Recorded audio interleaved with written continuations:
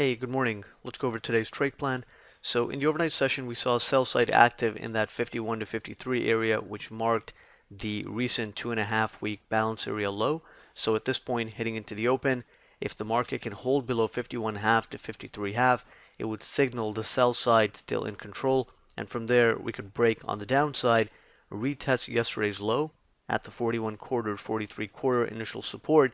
And if we are seeing enough weakness in the market and downside momentum, then we can actually test lower prices and go down into the 38 quarter, 39.5 zone quite easily.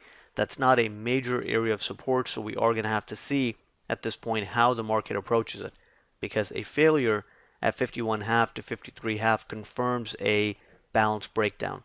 And remember, we've been balancing in that range for about 2.5, 3 weeks. So if we start failing at 51.5 to 53.5 and then breaking down on strong momentum, ES has potential to test 32 to 34 and possibly even lower. So at that point, we are going to have to be more cautious on long setups. Now, the larger time frame bias would not be affected, and that would continue to be bullish. So as long as we're getting good location and things are not overly bearish on the day time frame, or if the market is short-term exhausted into a key support like the 32.34, the 28.5, and especially something like 1975 to 22.75, which marks larger time frame support, those can still be considered on the long side. But we just want to time the longs a little bit better and be a little bit more careful with them, because at that point we'll know that the sell side is really dominant and in control. On the upside, a breakout above 51.5 to 53.5 would signal that we are still in more of a neutral bias market, because then we would simply be back into the recent balance. From there, we can see a move into 56 quarter to 58 quarter initial resistance. That is still a possible spot where the market can technically reject or fail.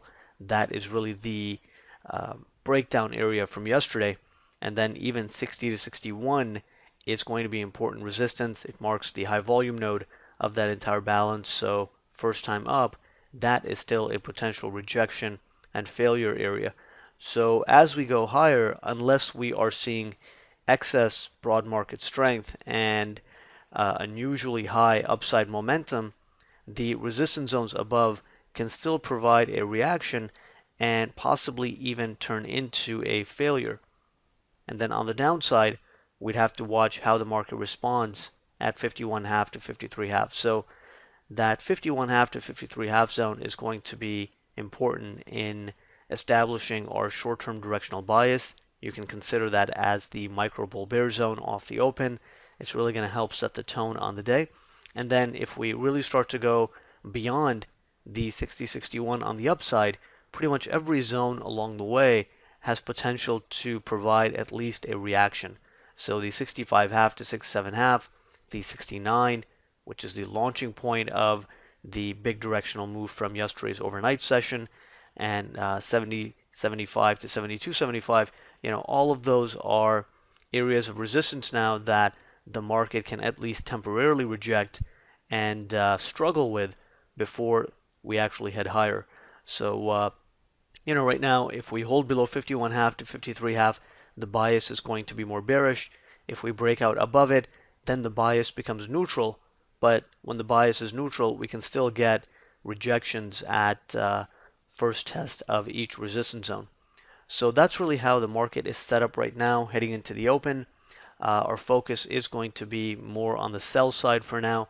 And the only time we'll really flip that bias, or at least start becoming more careful with the short side, is if we start seeing unusually high upside momentum, and especially upside momentum at the higher areas of resistance, like the initial resistance zone and the 60 to 61.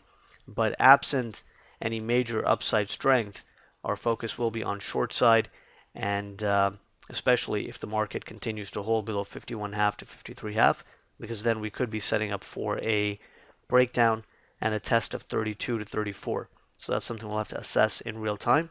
But that is how the market is set up at the moment. Let's see how ES responds to the pre-market resistance zone, and we'll take it from there.